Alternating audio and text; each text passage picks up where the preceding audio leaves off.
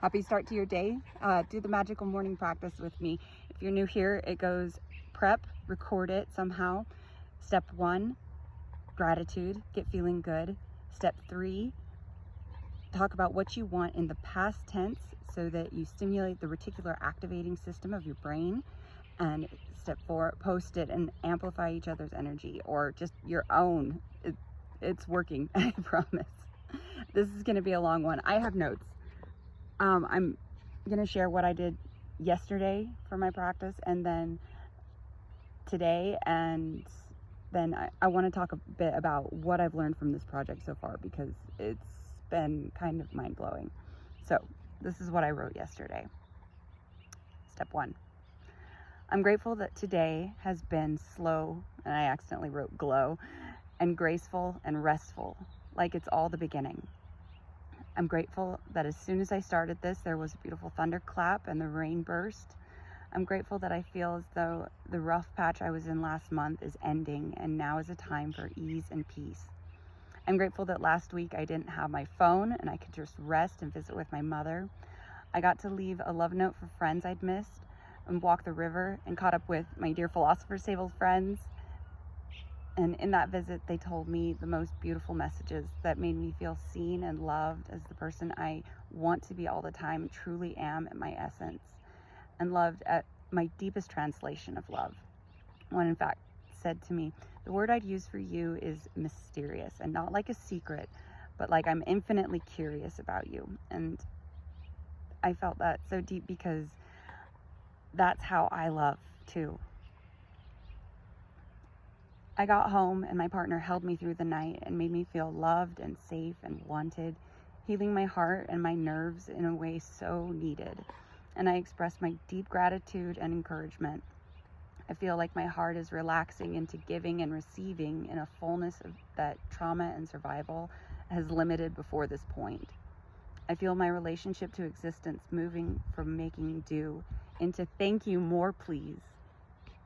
I'm moving from conditional love from others and myself into love that is reciprocal for the beauty of all that is, and myself as a part of it. I'm grateful for all the peace, opportunity, and creativity I've received and can't see yet, but now will positively surprise me beyond what I've yet imagined. So, part 2, for the rest of my day, I gave and received tender, patient love to myself and my partner. I felt deep love for my heart, mind, and soul. And not just my productivity. I had fun, intellectually intimate exchanges, and soothing, nurturing affections. I completed tasks and exercises that made me feel satisfied and renewed. I had great ideas that I acted on, and opportunities that felt exciting and aligned with the future I want. I had financial peace and looked forward to more to come. I spoke my needs and desires and received with ease, joy, and gratitude. Thank you, more please. My presence and expression was loving and uplifting. And this is what I wrote for the long term. I had the best summer ever. I got everything squared away for school. I got the support and freedom to get certified as an EFT counselor so that I could help others while deepening my own development and work for myself while I finished school, and without having to exchange my own well-being or school, creative, or career development for bare minimum financial security. I developed social and business relationships that were expansive and aligned, and my partnership blossomed like cherry trees exploding in an eternal spring. I felt seen and loved with clarity and reciprocity, discovery and confidence. I walked as an open doorway for the love of life. So yeah, that was yesterday, and let me just say, it worked, and it's still working, and that's why I wanted to share it. And this is my practice for today, so you'll see in the gratitude just how much it worked.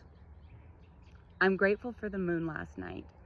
I heard I love you, get home safe, and I touched base with other loved ones. for making jokes and laughing and sharing my ideas and making art with my words, images, and even food.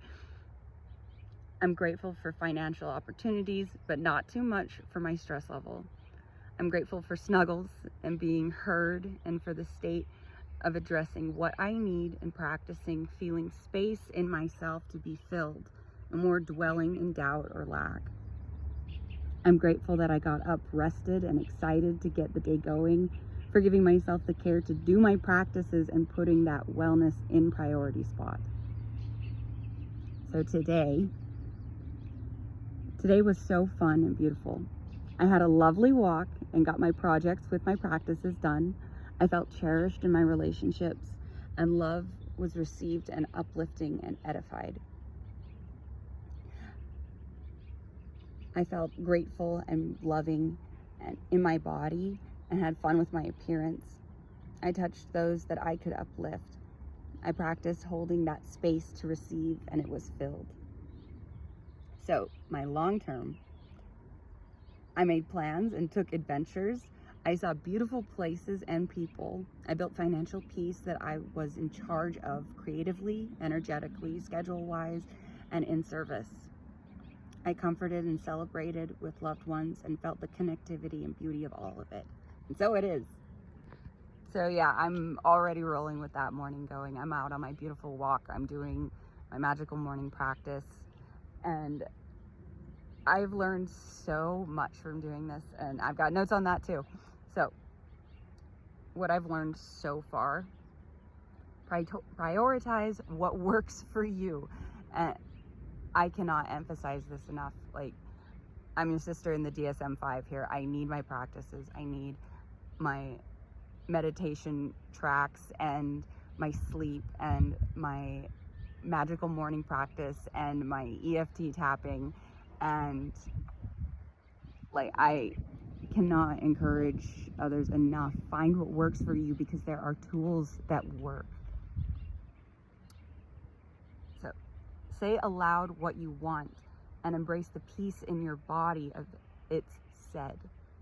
No more begging, Luke. That's like digging up a garden before you've let it bloom. And I see it so much in my life and other people's lives, where like, instead of just embracing what it is you want and letting the path come to you, you project it, and it turns into this beg and this nag and this sense of criticism of like everything that's going on in your life, and relationships and your work and like your own energy that you carry, and like that's just not necessary. So what are you feeling in your mind and body when you say what you want? Because that is the place to do the work.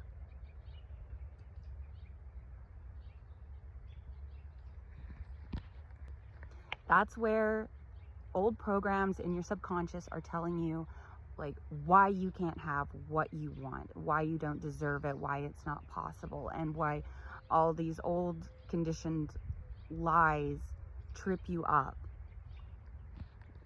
And to that end, this has just reinforced my understanding of the reticular activating system, which is something that I was introduced to in my own studies about how the brain works, and the fact that like we are constantly getting so much information that like our brain is just filtering.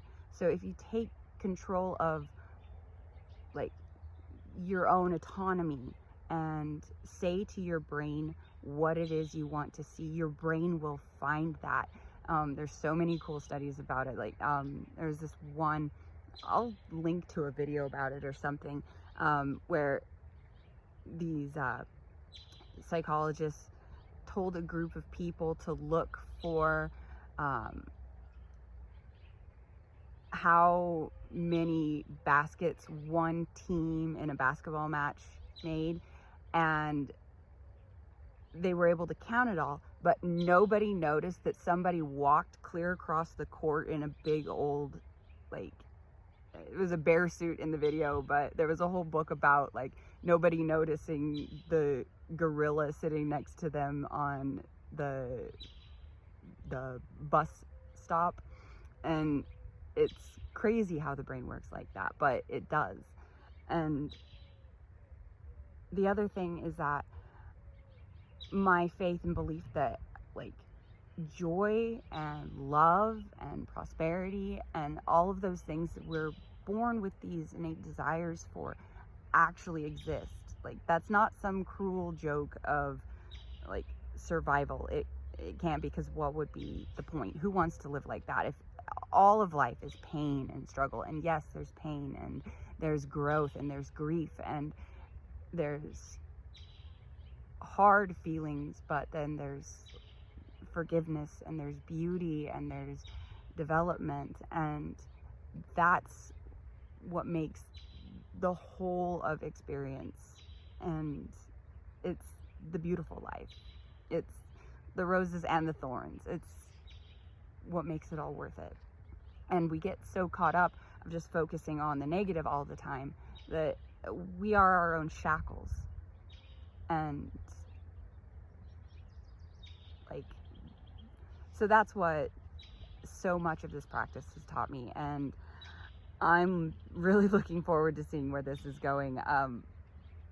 And I hope that this reaches whoever is going to be uplifted by it, and if not, who cares? I mean, that was the last thing that I wrote about what I've learned, is make messy art. Nobody is an expert the moment that they start something new. And I've been having so much fun just learning and creating and trying new things. Like I said in my practice this morning, making art with just whatever I have, whether it's my art supplies or my words or my food or my outfit or my phone with my bad audio and my crazy like lack of editing abilities. But there you go. Thanks for being here with me. I love you. I'm sending you all of like the encouragement and positivity I can. Let's go have a wonderful day.